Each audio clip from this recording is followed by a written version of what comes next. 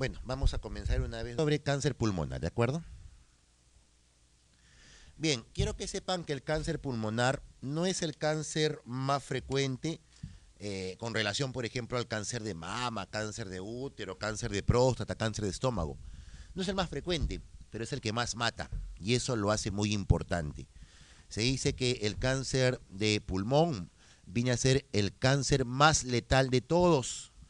Y no solamente a nivel del extranjero, en el Perú también se ha constatado, por ejemplo, en este estudio de cohorte de 12 años en el Neoplásicas, se observa que es el cáncer de tráquea, bronquios y pulmón, no el más frecuente, pero sí el que tiene la mayor mortalidad relativa. ¿Y eso por qué? Porque en la gran mayoría, cerca de un 70 u 80% de pacientes con cáncer de pulmón, son diagnosticados en estadio final, en estadio 4. ¿Por qué? Porque el cáncer de pulmón es en estadios precoces silente, no genera muchos síntomas. Ese es el problema de este cáncer. Se dice de que el cáncer de pulmón produce aproximadamente 174.600, casi 180.000 casos nuevos en Estados Unidos. Y miren, aparecen tantos casos como fallecen a la vez. Fíjate, tiene una letalidad muy elevada. Es la primera causa de muerte por cáncer. La primera causa de muerte por cáncer. Y constituye cerca del 30% de todas las causas de muerte por cáncer de manera global. El cáncer de pulmón. Dice acá, el pulmón es uno de los pocos órganos en que son más frecuentes los tumores primarios y los metastásicos. Principalmente los primarios, ¿ok? El pulmón, cerca del 90% de tumores pulmonares son malignos y solo un 5 al 10% son benignos. Aquí está, 90% de los tumores pulmonares son malignos. La incidencia de cáncer pulmonar está en aumento y mucho tiene que ver el tabaco, la contaminación, ¿ok? A pesar de las campañas que se hacen con respecto al cigarro, pues todavía hay mucho consumo de tabaco y esto conlleva a elevado riesgo a hacer cáncer pulmonar. En Estados Unidos es la cuarta causa de cáncer en general, pero la primera en mortalidad, algo muy parecido a nuestra realidad, ¿ok? Ahora, dice, el cáncer de pulmón es en la actualidad el más frecuente en el organismo, superando al cáncer de colon, mama y próstata. Esto más que todo se refiere en mortalidad, en mortalidad. ¿Y quiénes tienen más riesgo a sufrir cáncer de pulmón? Es una enfermedad de la quinta década de la vida en la mayoría de casos. ¿Y por qué? Porque mucha gente comienza el hábito de fumar muy joven y se dice de que para que uno tenga un riesgo importante para cáncer de pulmón, tiene que tener por lo menos 12 a 15 pack year. ¿Qué significa los pack years? Significa paquete año. ¿Cuál es la fórmula de pack year? Es el número de cigarros por el número de años entre 20. Número de cigarros por el número de años entre 20. Pero si se olvidan, la fórmula es muy sencillo. ¿Cuántos cigarrillos tiene una cajetilla? 20. Si yo me fumo media cajetilla al día, sería 10 entre 20, un medio. A eso multipliquen el número de años. ¿Me entienden? La fracción de cajetilla que yo fume cada día lo multiplico por el número de años que vengo fumando. Ese es el pack years, ¿ok? Más de 12 ya es un riesgo elevado. 20 veces más riesgo de tener cáncer, bronquitis crónica o enfisema. Y cuando hablamos de cáncer por tabaco, no es solamente pulmón. El tabaco te produce riesgo a cáncer de lengua, labio, faringe, laringe, tráquea, bronquios, pulmón, pleura, páncreas, riñones, vejiga. ¿De acuerdo? Es el riesgo que produce el cigarro. Ahora, en el pulmón hay tumores malignos y benignos, pero la gran mayoría son malignos, eso no se olviden. Entonces, cuando tenemos un paciente con un tumor en el pulmón, hay que suponer que es maligno, hay que suponer. Existe una clara relación entre el consumo de tabaco y el cáncer de pulmón. Y se ha visto pues que el 90% de pacientes con cáncer de pulmón son fumadores o han sido fumadores. Algunos contaminantes ambientales como el asbesto, el radón, pueden desarrollar también un efecto cancerogénico a nivel pulmonar. El asbesto o amianto se utiliza justo para eso, lo que están viendo ahí, estos aislantes. Pero ahora ya ha variado. Miren que aquí utilizan caucho, ¿no es cierto? Para este aislamiento del sistema de refrigeración. Bueno, antes no utilizaban caucho, utilizaban el amianto, el asbesto, la fibra de asbesto. Y también se utiliza mucho el asbesto en la fabricación de Eternit, esos Eternit plomos que a veces se deshilachan, puro asbesto. Y la fabricación de fibra de vidrio. Eso se ha regulado y ya no se está utilizando el asbesto, porque se veía un incremento de cáncer más que pulmonar, pleural, porque el cáncer que se asocia mucho a asbesto es el mesotelioma maligno, que es un cáncer pleural muy agresivo, refractario a quimioterapia, que tiene muy pobre pronóstico.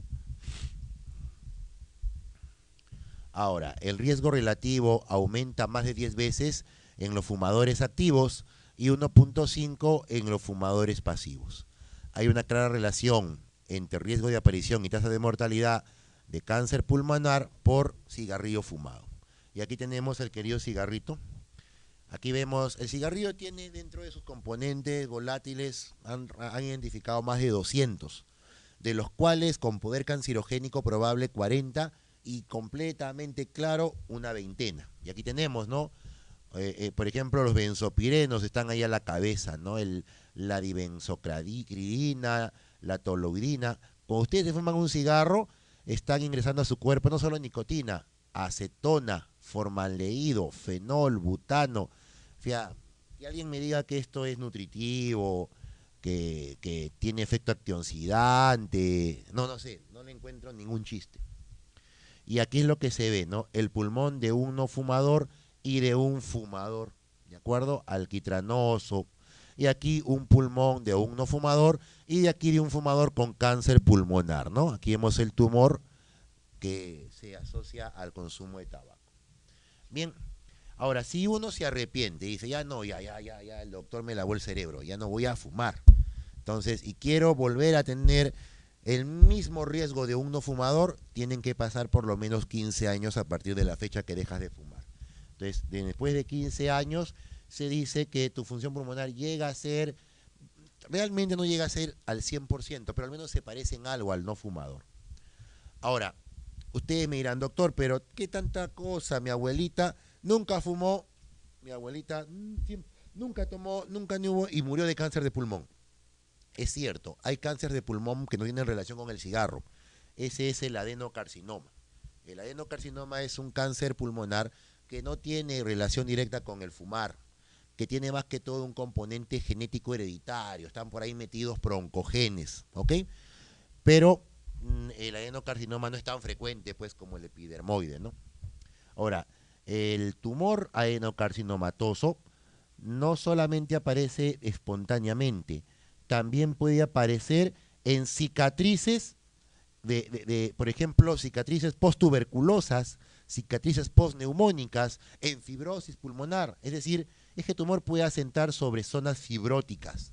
A lo mejor, quién sabe, la abuelita tuvo por ahí una neumonía de niña o tuvo por ahí una TB de niña y nunca se los dijo, pero tuvo la cicatriz y la cicatriz con los años ha ido degenerando.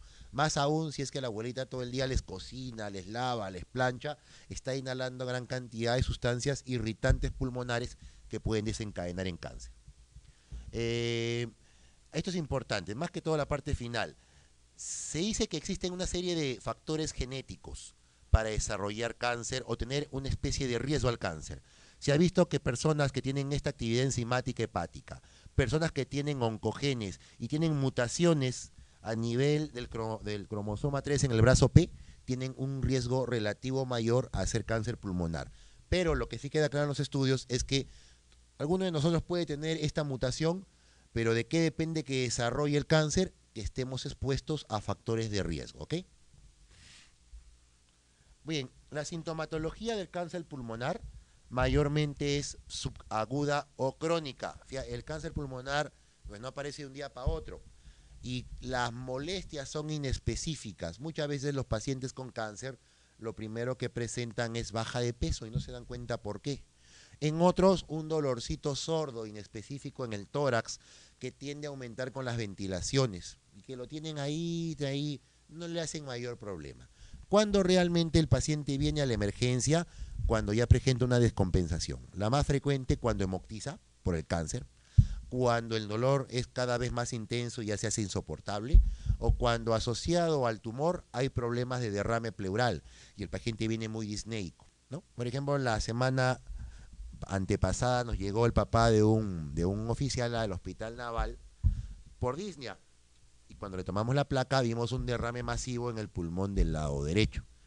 El paciente era cardiópata de fondo, pero es pues bien raro, por no decirlo excepcional, que un problema cardíaco te produzca derrame masivo. Un problema cardíaco te produce derrame bilateral o un poquito en el derecho, pero no un derrame masivo.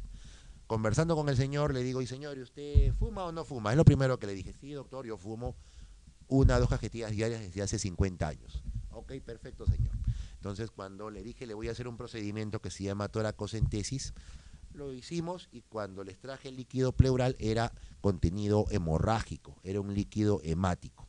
Los derrames pleurales serohemáticos o hemáticos tienen una alta probabilidad de ser cáncer, ¿ya?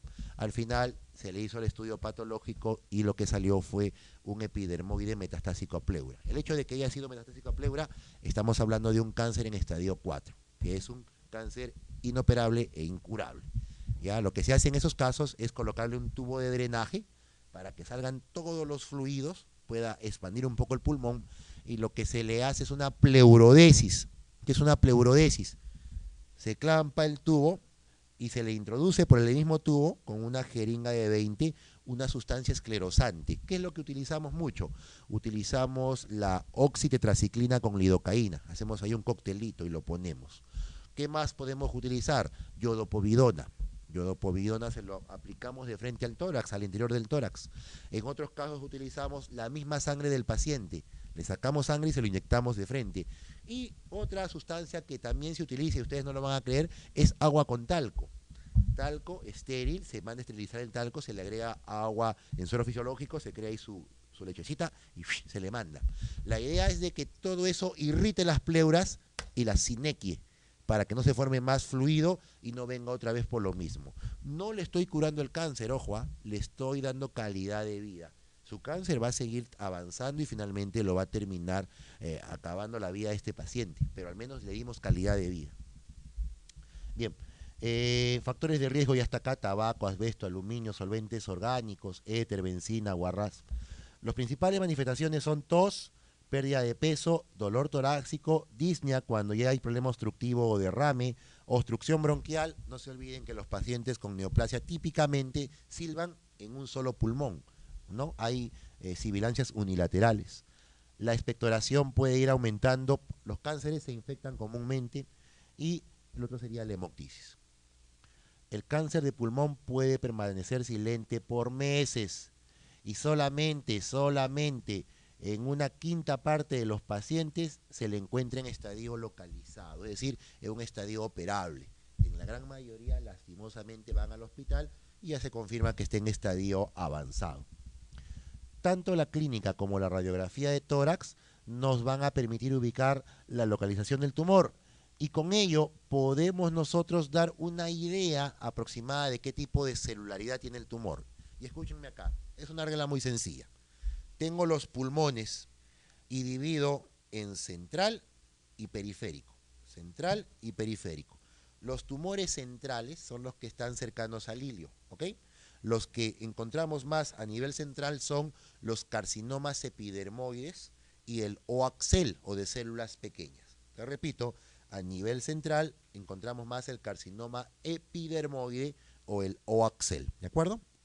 Y a nivel periférico encontramos más a los adenocarcinomas y a los tumores de células grandes, ¿de acuerdo? Tenemos a los adenoscarcinomas y los tumores de células grandes de manera periférica. Muy bien, y esto es lo que les decía, ¿no? El epidermoide y el de células pequeñas lo encontramos generalmente en la zona central. Y el adenocarcinoma y el de células grandes los encontramos mayormente periféricos. Por ejemplo, es bueno cuando vean una placa o una tomografía definir si lo que estoy viendo es realmente un potencial tumor maligno o benigno. Yo puedo dar un alcance. Puedo dar un alcance, más no puedo yo ser categórico, porque el diagnóstico de una neoplasia es con histología. Y el gol estándar es la biopsia de la lesión y de ahí hice la histología, la celularidad. ¿Sí? Miren acá, por ejemplo, tenemos una radiografía de tórax. Es un paciente que se ve ha sido operado, ha tenido una esternotomía. Aquí vemos los hilos metálicos. No sé si ha sido operado de bypass, recambio valvular, no lo sé, pero tengo este antecedente según la plaquita. Y lo que yo veo acá es una masa, un nódulo mayor de 3 centímetros.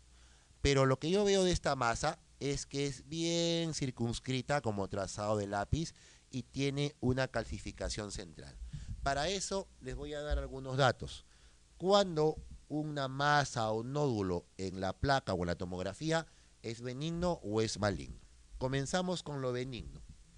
Lo benigno, mayormente son benignos los nódulos menores de 3 centímetros. Menores de 3 centímetros mayormente son benignos. Cuando son mayores que 3 centímetros van con maligno.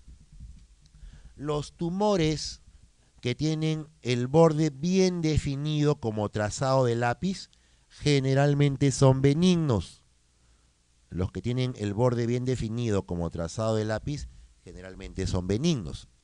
Los que tienen los bordes espiculados, ya lo vamos a ver más adelante, espiculados como que fuera un sol radiante, o le llaman también corona radiada, es sugestivo de malignidad, ¿de acuerdo? Los que tienen signo de corona radiada o sol radiante, sugestivos de malignidad.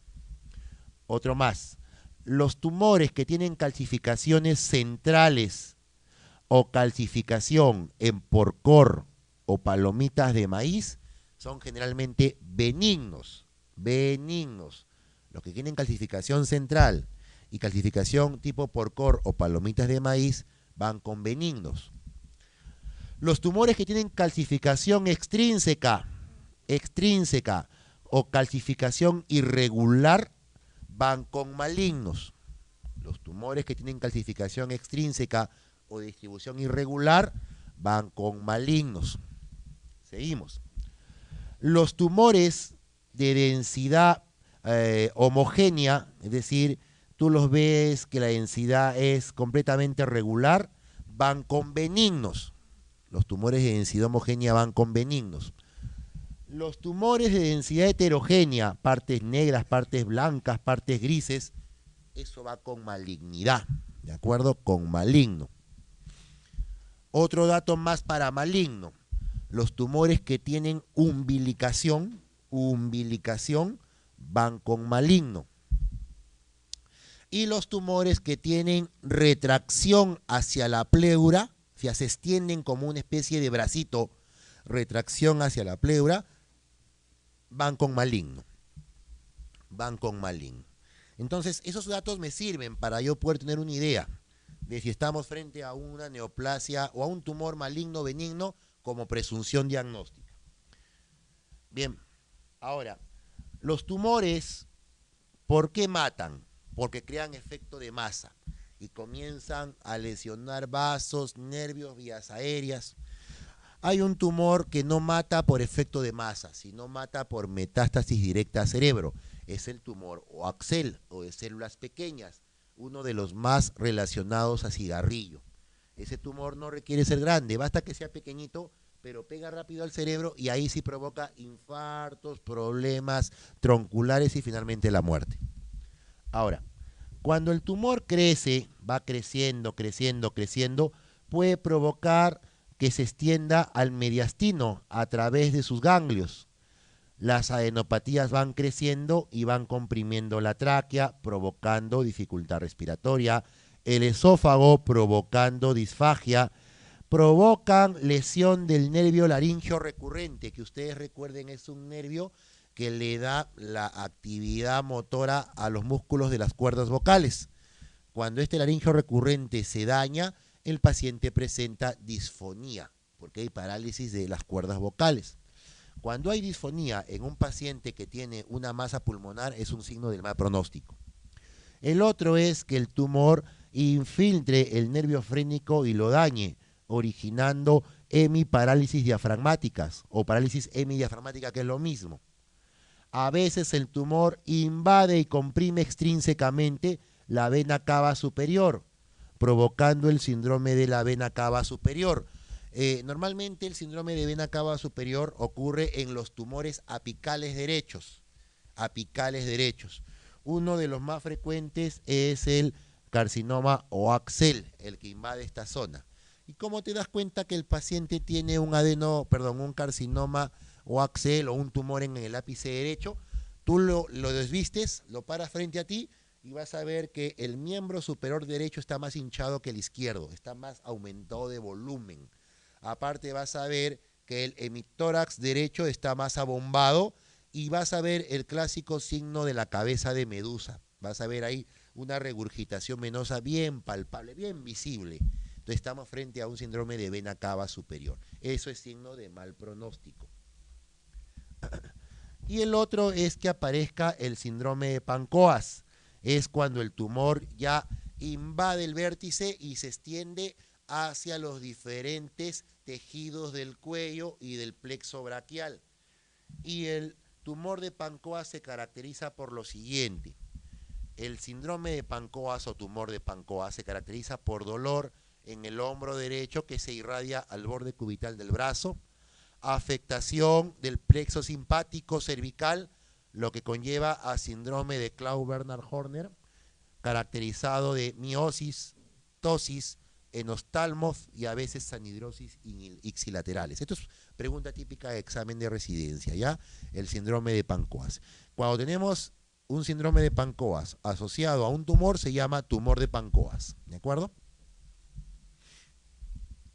Ahora, ¿cómo hacemos el diagnóstico de un cáncer pulmonar?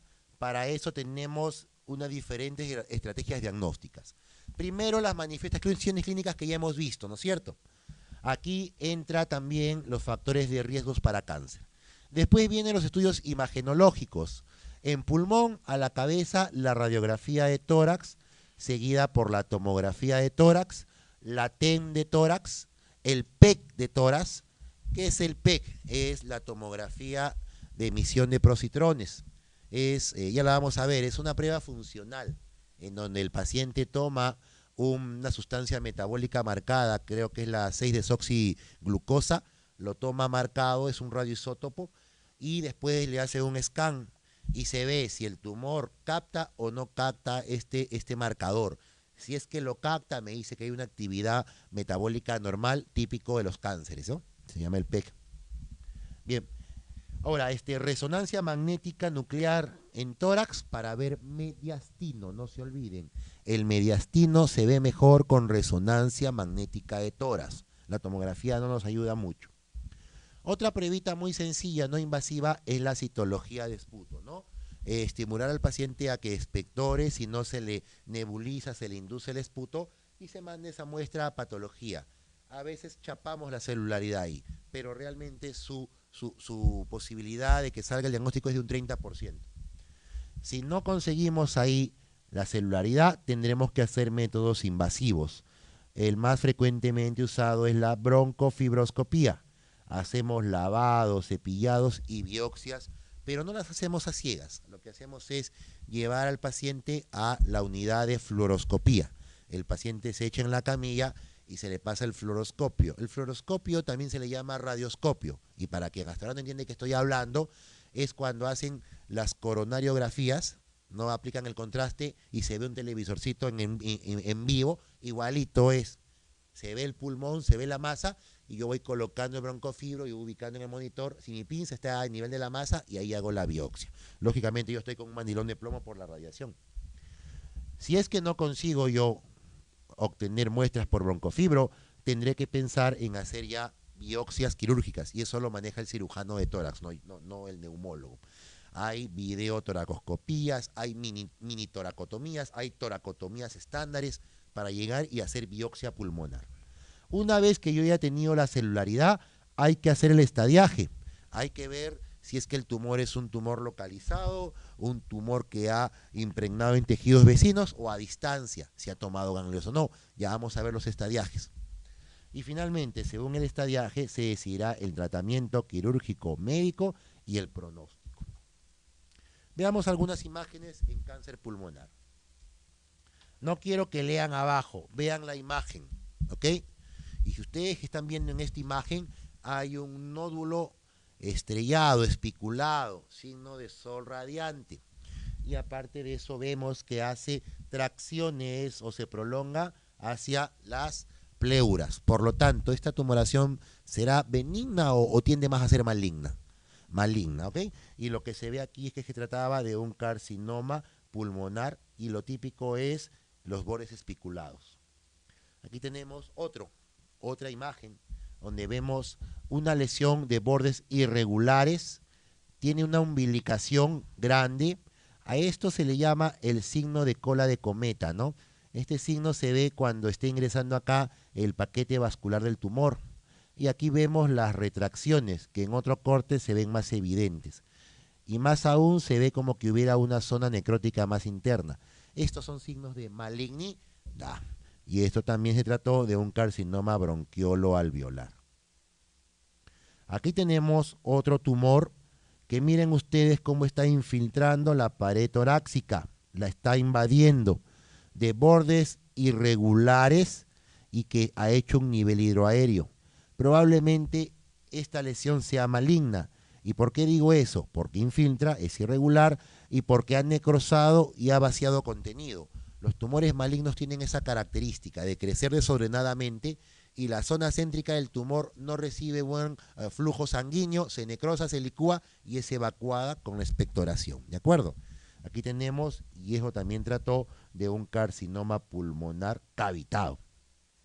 Y aquí tenemos una tomografía donde vemos tumores distribuidos en ambos campos pulmonares, algunos de ellos cavitados. Yo cuando veo esto puedo pensar en cáncer, pero hay enfermedades que también me producen esto. ¿Y cuáles son? Por ejemplo, las vasculitis pulmonares, las vasculitis. Si yo tengo un paciente con esto, me veo obligado no solamente a pedir estudios patológicos, también debo pedir estudios inmunológicos, a lo mejor ANCA-P, ANCA-C, ANA, dosaje de complemento. ¿Ok? Ahora, cuando nosotros sospechamos en cáncer y hasta preparar todo para hacer la broncoscopía o la videotóraco, podemos pedir marcadores tumorales. Existen marcadores tumorales en sangre que tienden a elevarse cuando hay cáncer. ¿Cuáles son estos? Les voy a dictar algunos. Marcadores tumorales que utilizamos son el antígeno carcinio embrionario, ya, el alfa-fetoproteína, la cifra 21.1, el CA125, el CA125, el CA19.9, y me olvido algo más, creo que esos son los más importantes. Esos son los más importantes que pedimos nosotros dentro de los marcadores tumorales, ¿ok? Ahora, estos marcadores no son específicos solo de pulmón, ¿ah?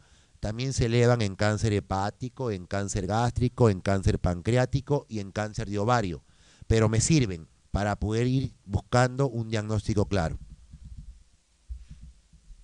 Aquí tenemos en esta plaquita de tórax un componente basal del lado derecho que parece neumónico, pero si somos acuciosos, aquí hay una lesión que llama la atención, ¿la ven o no? Altura de la región subclavicular izquierda, y en la tomografía se constata la lesión en la ventana mediastinal, una lesión de densidad irregular con una calcificación irregular. Yo acabo de decir, calcificaciones irregulares, mucho cuidadito. Esto se trató finalmente de un osteosarcoma. Por aquí está. Aquí está. Osteosarcoma. Es decir, el osteosarcoma no es un tumor primario pulmonar, es una metástasis. ¿De acuerdo? En este caso, metástasis de un tumor óseo. Este es un caso del Hospital 2 de Mayo cuando era residente, y lo recuerdo mucho, en la mañana lo comenté, ¿no? Un paciente que viene al hospital por hemoptisis y baja de peso. Entonces, cuando vieron hemoptisis y baja de peso dijeron tuberculosis.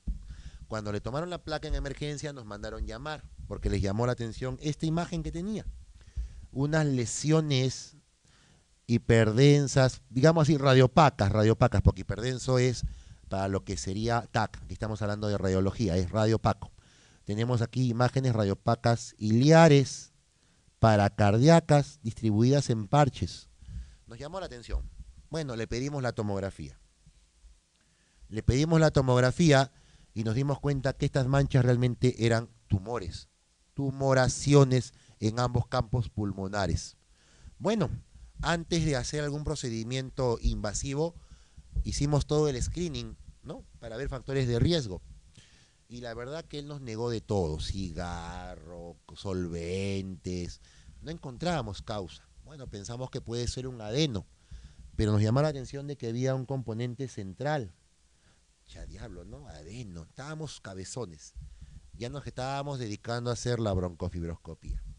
Le hicimos la broncofibroscopía, le hicimos una biopsia transbronquial, gracias, transbronquial, y mandamos el resultado a patología. El resultado demora 7 días. Recuerdo un día que le estaba pasando visita y lo veo al paciente sin medias, con sus pienitos cruzadas, bien sentado él estaba tranquilo, ¿ah? Y le veo la planta del pie una cicatriz quirúrgica porque estaba ahí con los signos de haber sido suturado. Disculpe caballero, le digo, ¿y eso? Ah, doctor, es que hace un año me sacaron un lunar del pie. Así le digo, ¿en qué hospital? En tal hospital, X. Ah, caramba. ¿Y el resultado? No, doctor, nunca lo recogí, nunca me dijeron que lo recoja. Ya, por favor, quiero que venga su familia para conversar con ellos. Vino su esposa, señora, le digo, necesito que vaya usted urgente a ese hospital y me traiga este resultado. Sí, doctor, ya. Y la señora fue, pues.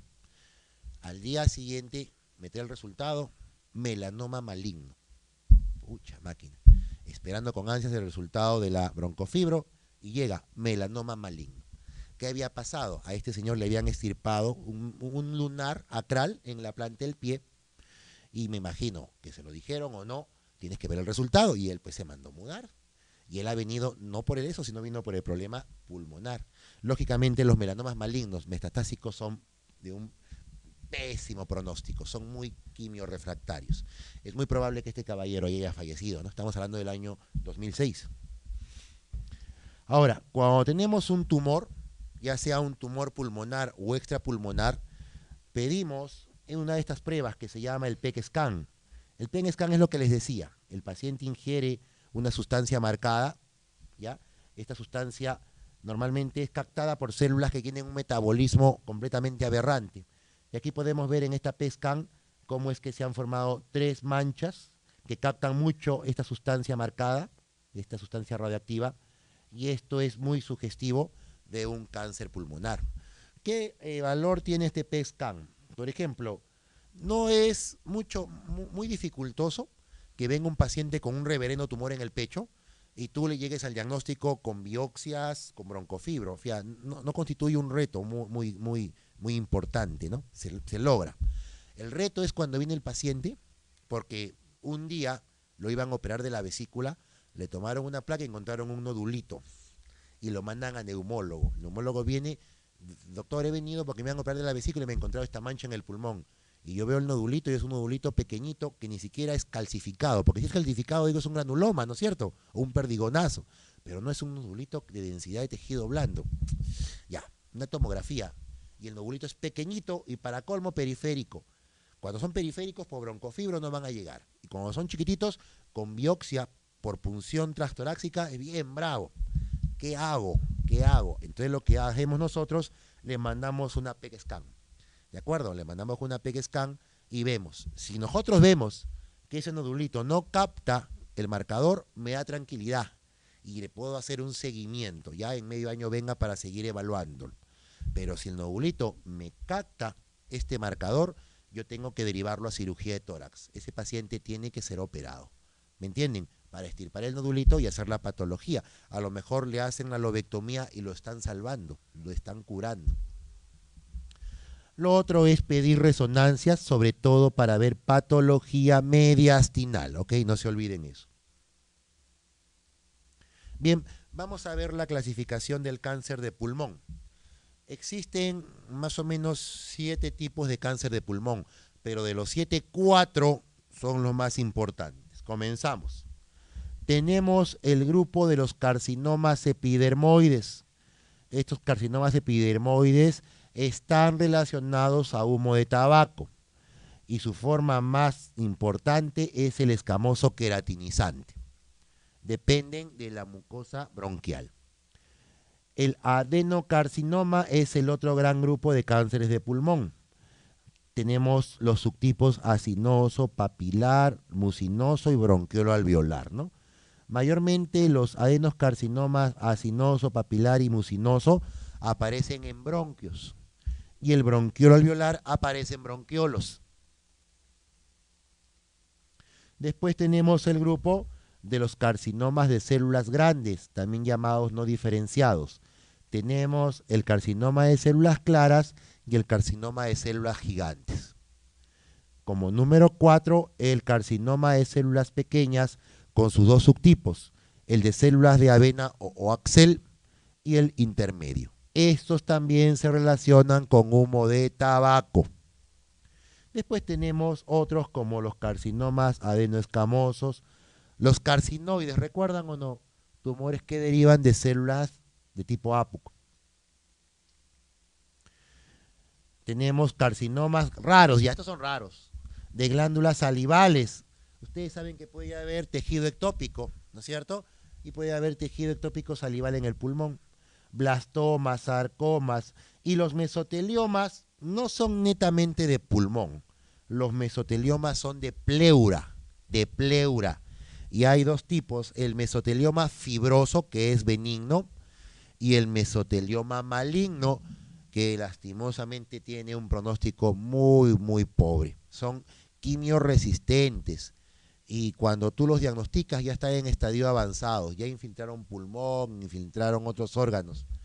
Se asocian mucho a la inhalación crónica de asbesto o amianto. No se olviden los mesoteliomas malignos. Bien, vamos a ver aquí algunas imágenes. Aquí tenemos un gran tumor, un tumor que está invadiendo y comprimiendo el tronquio bronco derecho e invadiendo la carina. Hay una regla general, todo tumor que se encuentra a menos de 2 centímetros de la carina es de mal pronóstico. Todo tumor que se encuentra a menos de 2 centímetros de la carina es de mal pronóstico. Aquí tenemos un corte transversal de un pulmón, un corte tipo jamonada, y podemos ver cercano a la zona iliar una tumoración que ha cavitado y que corresponde a un carcinoma epidermoide. Probablemente esta persona era un tabaquista. Cuando vemos la patología de los carcinomas epidermoides, lo característico son los núcleos o nidos de queratina. Los núcleos o nidos de queratina es lo que más llama la atención en la patología de los epidermoides. Aquí también podemos verlo amplificado, los núcleos de queratina, estas llamados también perlas de queratina, ¿ok? Perlas de queratina, es lo característico de los epidermoides, aparte de que se ven células que tienen actividad mitótica exagerada, ¿no? Ahora, tenemos aquí un pulmón, ¿y qué vemos ahí? Un tumor periférico. Los tumores periféricos mayormente son de la estirpe de los adenocarcinomas, ¿de acuerdo? También están por ahí los de células grandes, pero este corresponde a un adenocarcinoma. Aquí tenemos otro adenocarcinoma que tiene una forma consolidativa neumónica. Recuerden que las neumonías, cuando no responden bien al tratamiento antibiótico, entran al grupo de las neumonías no resueltas, y ahí el diagnóstico diferencial son las neoplasias. ¿Y cómo son las patologías de los adenoscarcinomas? Tanto bronquiolo-alveolar o los adenoscarcinomas de bronquios son igualitas, miren, forman pseudoglándulas, incluso pueden formar material mucinoso, tienen una forma desordenada y un núcleo hipercromático. Y este es el bravo, ¿no? Este es el bravo, este de acá es el carcinoma de células pequeñas o axel o células de avena, altamente infiltrante. Este tumor, ¿por qué es tan malo? No porque avance rápido y forme tumores grandes, sino que rápido invade vasos sanguíneos y se manda al cerebro.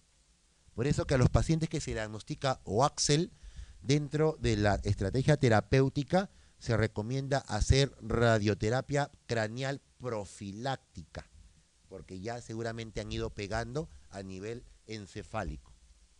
Aquí vemos otro OAXEL que invade ganglios linfáticos, y cuando invade ganglios linfáticos se va a diseminar vía linfangítica a otros órganos. Y miren la forma monstruosa que tiene el OAXEL. Células con núcleos aberrantes y monstruosos. Su actividad mitótica es realmente desenfrenada. Y esto se produce por fumar. Así que sigan fumando. Pero también hay tumores benignos en el pulmón. Y uno de los más frecuentes dentro de los benignos es el amartoma. Otros le llaman tumor de tejido conjuntivo conectivo. El amartoma puede tener en su interior grasa, hueso, dientes, pelo, cartílago, porque vienen de origen mesenquimatoso. Aquí, por ejemplo, vemos uno que está con tejido cartilaginoso.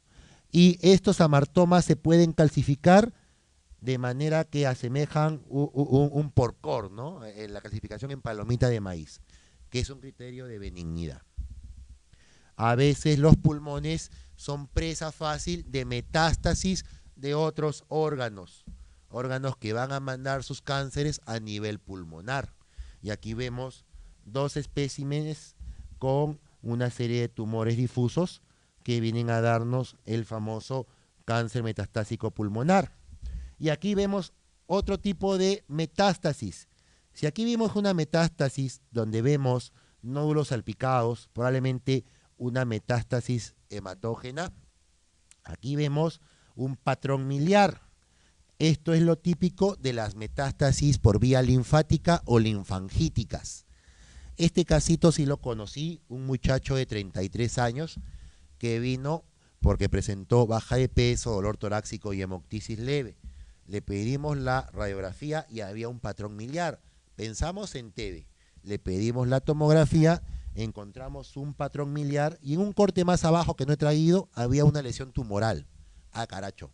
Le hicimos la broncofibroscopía, una biopsia transbronquial y nos salió que era un adenocarcinoma pulmonar.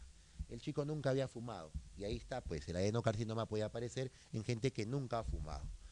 Bueno, y aquí vemos en la patología cómo es que las células neoplásicas están invadiendo los vasos capilares. Es probable que este muchacho ya haya fallecido, ¿no? Desde el 2006. Bien, con respecto a los métodos diagnósticos para obtener la biopsia o la celularidad, tenemos, este es un dato del INEM, que el método más utilizado es la broncofibroscopía. Le sigue no muy de lejos la BIPA, las toracocentesis. Y después vienen técnicas quirúrgicas ya de microtoracotomía, de mediastinoscopía, ¿no? Vamos a ver algo sobre eso. Por ejemplo, acá hay un colega del Hospital del Empleado que está haciendo una broncofibroscopía con glía fluoroscópica. ¿Cómo me doy cuenta que está con glía fluoroscópica? Porque está con un mandilón de plomo. Entonces, el doctor ha evaluado ya el lugar donde va a introducir la pinza. Se supone que esto es la pinza, que llega hasta la zona donde está la masa, y con eso va a poder hacer una muestra al morder la zona tumoral. Aquí, por ejemplo, una visión endoscópica, broncofibroscópica, donde vemos una tumoración de aspecto angiomatoso. Igualito, tuve yo un caso hace una semana en un anciano de 90 años. Y tuve que biopsiarlo. Tienes que biopsiarlo, pero con mucha cautela, porque te sangran. Le hice la biopsia al viejito y el viejito comenzó a sangrar, a desaturar, a hacer arritmia ventricular. Por suerte, yo lo hice en sala de operaciones porque sabía lo que se venía. Por suerte, yo pienso que más que por suerte, por capacidad de los anestesiólogos, lo controlaron al viejito, el viejito salió vivo del procedimiento. Llegó el resultado y se trató de un adenocarcinoma metastásico, ¿no? Al final, pues ya el viejito se tuvo que darle de alta con terapia paliativa. La labor del neumólogo es eso, brindarle al oncólogo el papel diciéndole, listo doctor, aquí está, es un cáncer de tal estirpe, hasta luego. La chama que viene es del oncólogo, ¿me entienden? Entonces el neumólogo lo que hace es diagnóstico, tratamiento nosotros no manejamos todavía, eso lo maneja el oncólogo clínico. Aquí lo que están viendo es una broncofibroscopía y aquí lo que ven es una aguja de guan.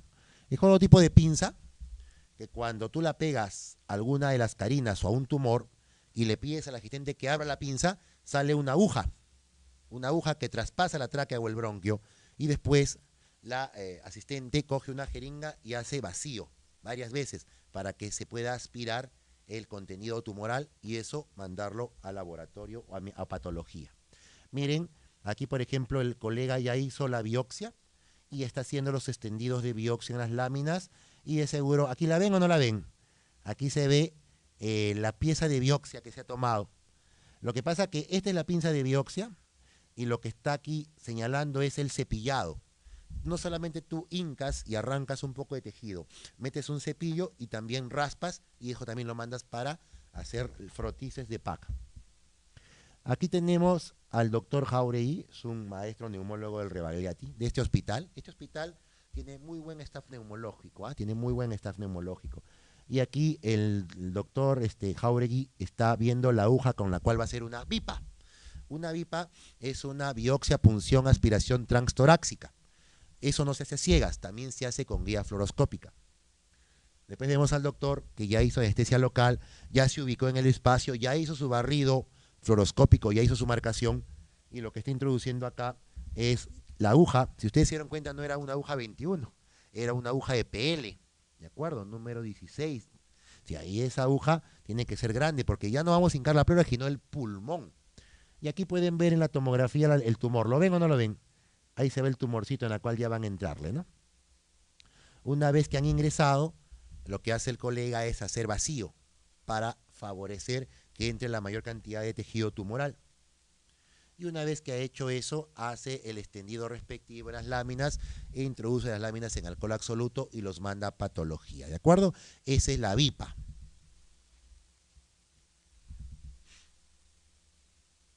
Por ejemplo, aquí vemos un diagrama del tórax y aquí vemos una VIPA. Miren cómo la aguja atraviesa todos los tejidos del tórax y llega hasta la región de la masa. Mucho cuidado, no es tan sencillo, porque miren a cuántos centímetros que está un gran bajo sanguíneo. Si no calcula bien y te pincha una arteria grande, ahí acabó la historia. En otros casos tienen que hacer toracotomías para conseguir las muestras, ¿no? Bien. Ahora, con respecto al estadiaje, no les voy a pedir que se aprendan o se memoricen todo esto, pero es como un juego, es como un cuadro de doble entrada. Miren, existen estadios del cáncer pulmonar valorados por la variable tumor, la variable ganglios y la variable metástasis. La variable tumor puede ser 1, 2, 3 o 4.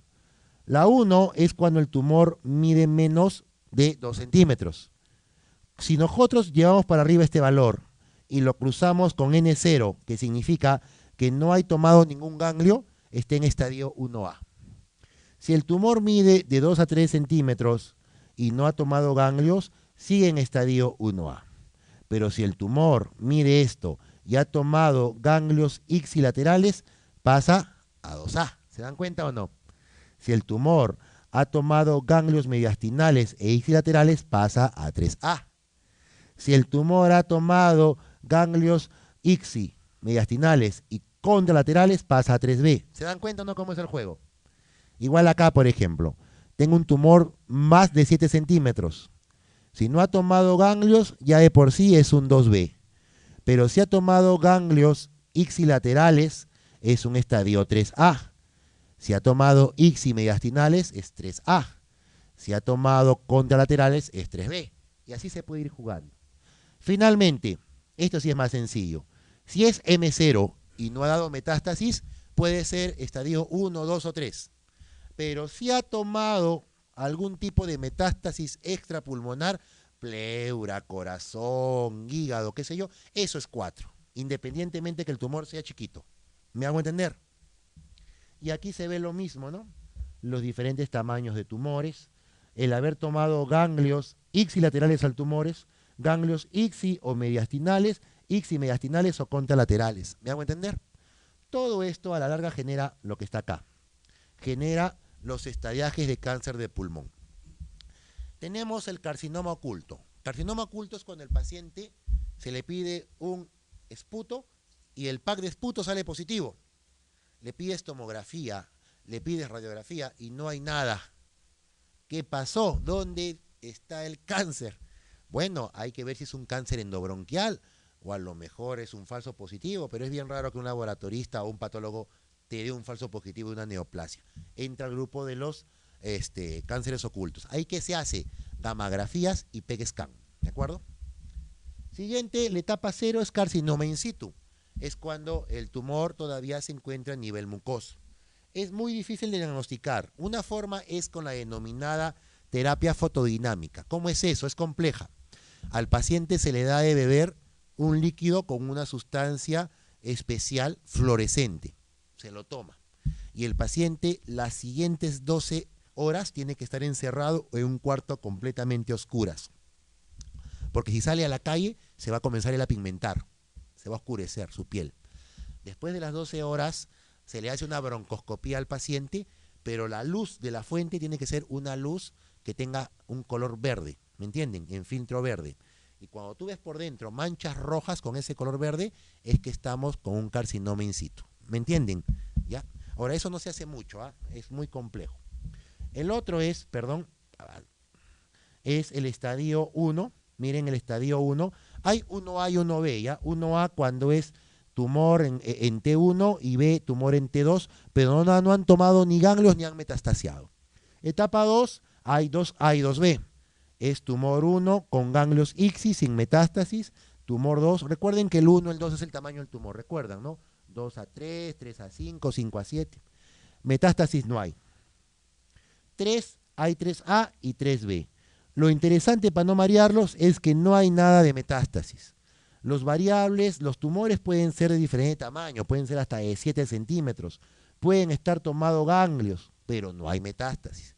Pero cuando hay un M1, independientemente sea un tumorcito o un tumorzote, haya ganglios o no, eso ya es estadio 4, ya es estadio 4. ¿Y para qué me sirve todo esto? Para mi conducta terapéutica. En resumen, estadios 1 y 2, solamente cirugía, solamente cirugía. Estadios 3A, cirugía más quimio. Después del 3A, la cirugía ya no es opción terapéutica. 3B, quimio y radio. 4, quimio y radio paliativas. ¿De acuerdo? Entonces, es muy importante establecer un estadiaje para dar diagnóstico. Bien, yo no soy oncólogo, les voy a dar algunos alcances terapéuticos. Los oncólogos, cuando tienen un cáncer, ellos lo dividen en dos grandes grupos, así de sencillo. Los cánceres de células pequeñas y los cánceres de células no pequeñas. ¿Me entienden? Porque las células pequeñas es un mundo aparte y es un manejo completamente distinto. Y los no células pequeñas, adenoscarcinomas, células claras, células grandes, bronquiola alveolar, es el otro gran grupo. Cuando es un cáncer de células no pequeñas, estas son las siglas de cáncer pulmonar de células no pequeñas, ¿ok? El tratamiento es quimioterapia, si es que está en estadios por encima del 3. La cirugía cuando son estadios 2 y hasta 3A. La quimioterapia mejora la vida, la sobrevida, los síntomas y la calidad de vida. Normalmente lo que utilizan mucho los oncólogos son el platino y sus derivados, ciplastino, placitaxel, etoposóxido. Es lo que más utilizan, ¿no? Una serie de quimios que se dan cada 14 o 21 días y las sesiones la va determinando según la respuesta clínica. Y en el caso del tumor de células pequeñas, el OAXEL, la cosa cambia.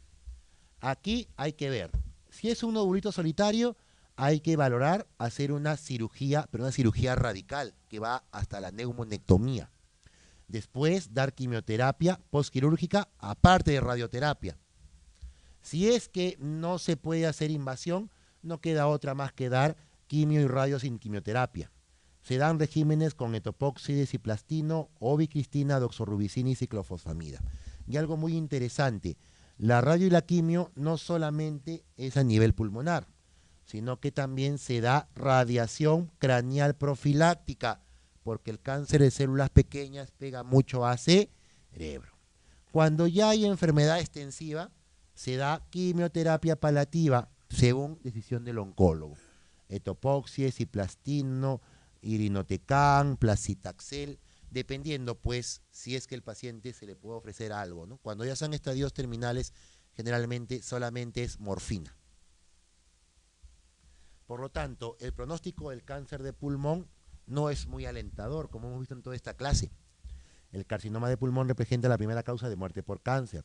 La supervivencia en 5 años es menor del 50% en enfermedad localizada, ¿ok? Y menor de 25 si está extendida. Realmente lo que se ve en algunas series es que el cáncer de pulmón en estadio T4, el promedio de vida de la persona es 6 meses. Y la estirpe histológica con peor pronóstico es el microcítico. Microcítico es lo mismo que decir o axel o células pequeñas, ¿de acuerdo? Hace poco falleció un artista, ¿no es cierto?, de un cáncer de mama. Pero no es el cáncer de mama quien se la ha llevado, es la metástasis pleural y pulmonar del ME de mama. Ahí está el problema, ¿ok? ¿Y saben cómo yo me daba cuenta que ella estaba mal? No solamente por lo que estaba delgada, sino cuando la experimentaban en televisión estaba disfónica. Su timbre de voz había cambiado. Eso me indica compromiso laríngeo recurrente. Ya eso es un T4. Eso es un T4. Miren acá, cuando más avanzado es el estadiaje al momento de diagnóstico, la sobrevida es mucho menor. Y lógicamente, dentro de los estirpes que más han encontrado con respecto a lo que sería sobrevida, el estirpe células pequeñas es el que más rápido te mata. Bien, vámonos al test. El carcinoma de células claras es considerado dentro del grupo de las neoplasias pulmonares. La respuesta es de células grandes. ¿Pequeñas? Grandes. ¿De acuerdo? Células grandes.